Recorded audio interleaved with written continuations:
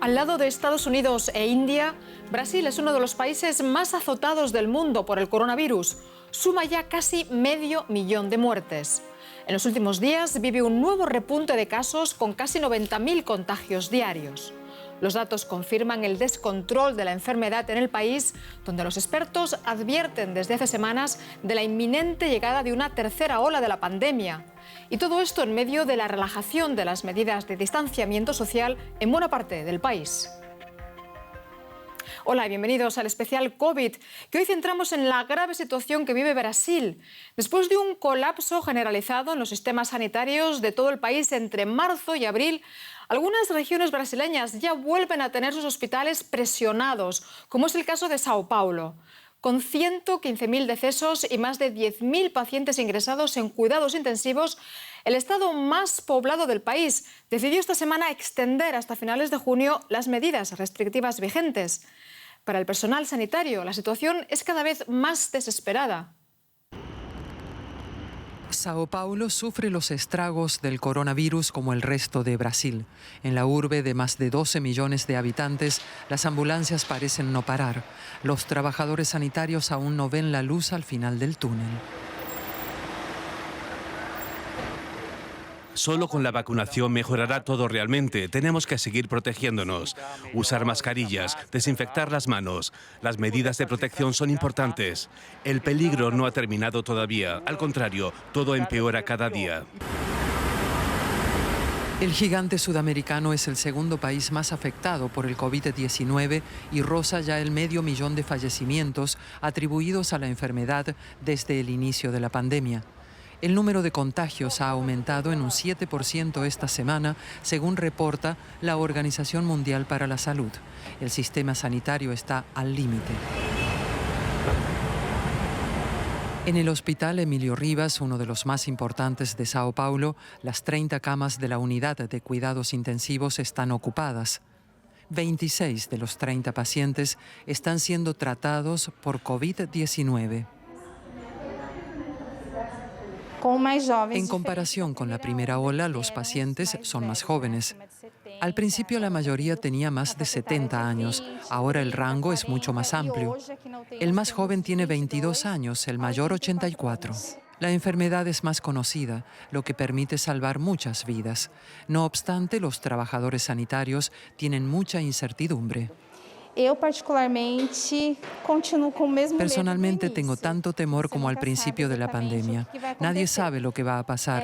Las cosas cambian constantemente. Segunda ola, tercera ola, nuevas variantes. Es muy difícil adaptarse a ello. Para mí, particularmente, ainda continúa assustador. No se trata de un miedo infundado. A la propia naturaleza del virus se suman otros obstáculos, como la pobreza y el hacinamiento en las favelas.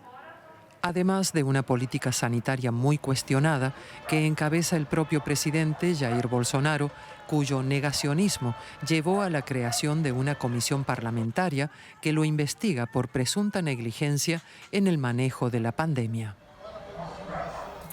Y en este contexto resulta sorprendente que la Corte Suprema de Brasil haya dado luz verde a la Copa América. Su realización en plena pandemia ha suscitado una ola de críticas por parte de expertos en sanidad, sectores políticos y hasta muchos jugadores. El tribunal formó mayoría para autorizar la realización del torneo y rechazó 3 pedidos interpuestos por la oposición y organizaciones sindicales para vetarlo. Especialistas sanitarios han advertido de una nueva ola de la pandemia que coincidirá con el evento, que durará un mes. El pitazo inicial será este domingo en Brasilia. El campeonato se jugaba inicialmente en Argentina y Colombia, pero la COVID y la inestabilidad política en este último país llevaron a un cambio de planes.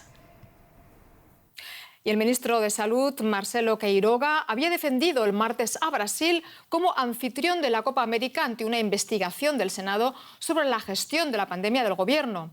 Según Queiroga, la Copa se realizará bajo un ambiente controlado, con pruebas periódicas a los atletas y protocolos sanitarios especiales. Las autoridades brasileñas habían dicho que las 10 selecciones participantes deberían tener vacunadas a sus delegaciones de hasta 65 personas para ingresar a Brasil. Pero el ministro reculó, asegurando que las vacunas podían comprometer el ritmo competitivo de los jugadores y además, por el tiempo, los deportistas no alcanzarían a adquirir la inmunidad. Y sin embargo, en contra de la posición del ministro de Salud, la decisión de celebrar la Copa América en Brasil en plena pandemia ha recibido muchas críticas del sector sanitario. Conectamos con el doctor José David Urbáez Brito, secretario de la Sociedad de Infectología de Brasil. Doctor Urbáez, ante todo, muchas gracias por atendernos. ¿Le parece razonable un evento deportivo de estas características cuando Brasil se encamina a una nueva ola de la pandemia? No existe buenas tardes, buenos días, depende de cómo ustedes estén ahí. No existe ningún tipo de base que pueda ser defendida para que nosotros tengamos ese evento, ese torneo realizándose en el país. Eso es más un capítulo del negacionismo como política pública oficial, que es la marca registrada de lo que ha pasado en la pandemia durante todos estos meses. Y bueno, y uno de los magistrados del Tribunal Supremo ha condicionado la realización del torneo a que se presenten estrategias para evitar que se propague el coronavirus a causa de los partidos. Pero, ¿qué tipo de medidas serían necesarias? ¿Es realmente posible celebrar un evento deportivo de ese calibre y esperar que no contribuya a la propagación del virus?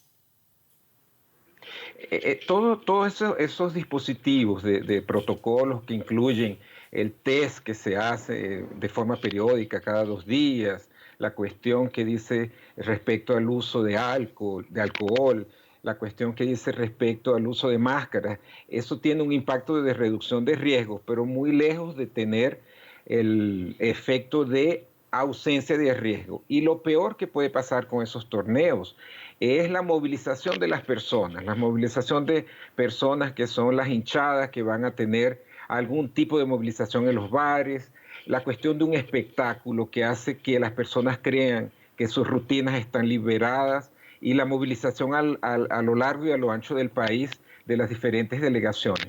Por más que usted haga esos protocolos que son relativamente eficaces, eso no tiene cómo contener lo más importante, que es el dislocamiento, el desplazamiento de la población y por consecuencia el aumento de las posibilidades de contagio. Y doctor Urbáez, después de unas semanas de ligera tregua, el ritmo de contagios en Brasil está creciendo desde principios de mayo. ¿Qué puede suponer esta nueva ola de COVID para el país? Nosotros desde el punto de vista nuestro nunca vemos tregua, porque el mejor momento que el Brasil tuvo fue de 20.000 casos por día, lo que es una cosa bárbara. Entonces, esa tregua es una cosa hasta que usted puede decirlo en el gráfico del número de casos. Nosotros no tuvimos esa tregua. Lo que vamos a tener encima de altísimas tasas de transmisión, una recrudescencia para más alto todavía. Y eso con certeza va a tener consecuencias en muchos casos de muerte, porque el sistema de salud, que ya fue muy probado en todas estas diferentes fases de la pandemia, está simplemente absolutamente agotado y entrará en colapso, más allá del colapso que vive crónicamente en su rutina de respuesta a la pandemia, porque nosotros no tenemos todos los mecanismos de control de la transmisión, que sería lo adecuado para nosotros enfrentarnos este tipo de evento epidémico. Doctor Urbáez, y con la incidencia aún altísima, Brasil se ha convertido en un granero de nuevas variantes de COVID-19. En este contexto, ¿podría surgir alguna mutación más peligrosa y resistente a las vacunas? Siempre es un riesgo cuando usted deja que el virus circule de forma libre. Es un laboratorio de experimentos para que el virus en algún momento, porque él está mutando cuando nosotros estamos aquí conversando, él está haciendo mutaciones en su material genético porque hace parte de su repertorio normal de replicación. Imagínese usted la cantidad de virus replicantes en este momento. Es claro que eso en algún momento puede haber la posibilidad que él encuentre una forma más eficaz y eficiente de transmisión o una forma de evitar el estado inmune que venga por la vacuna. Entonces eso es un riesgo conocido y real, Y en cuanto nosotros tengamos en el Brasil esa cantidad de transmisión y en el mundo de manera general, tendremos sí la formación de nuevas variantes con características siempre de más difícil control y de mayor transmisión. Y según datos oficiales, el 11% de los brasileños ya ha recibido las 2 dosis de alguna de las vacunas contra la COVID. La cifra aún es baja después de casi 5 meses de haberse iniciado la campaña de vacunación en el país. ¿A qué se debe? Bueno, nosotros también dentro de esa política de negación nunca tuvimos el brillo que ya tuvimos con nuestro Programa Nacional de Inmunización, comenzando por el comienzo, que no hubo una coordinación central responsable a partir del Ministerio de la Salud. Entonces eso quedó absolutamente fraccionado entre estados y municipios, sin ningún soporte en programas de entrenamiento, sin ningún soporte en todo lo que es una logística real, centralizada. Y lo más importante, sin ningún tipo de campaña institucional de comunicación y educación que tendría que ser permanente y potente todos los días, que pudiese ayudar a las personas a entender de qué se trata esa vacunación. Y se suma, claro, la ausencia de un dispositivo de suministro de una vacuna o de varias vacunas, mejor dicho, de forma continua y garantizada, porque no hubo todas las previsiones en tiempo real que debían haberse hecho en 2020 para construir un escenario donde las vacunas pudieran realmente cumplir un calendario. Entonces, nuestros calendarios aparecen como crisis de estornudos o de hipos. No tienen una regularidad como es necesaria para una catástrofe pública como una pandemia. Pues doctor José David Urbaez Brito, secretario de la Sociedad de Infectología de Brasil, muchísimas gracias por esta entrevista, por tomarse su tiempo. Y mientras en Europa el fútbol también sigue con un año de retraso por la pandemia, la Eurocopa 2020 arranca este viernes. Italia y Turquía disputarán el partido inaugural de esta noche en Roma. Es la primera vez en la historia que el evento futbolístico tiene lugar en varias sedes. Son 11 ciudades europeas que además autorizaron la presencia de público.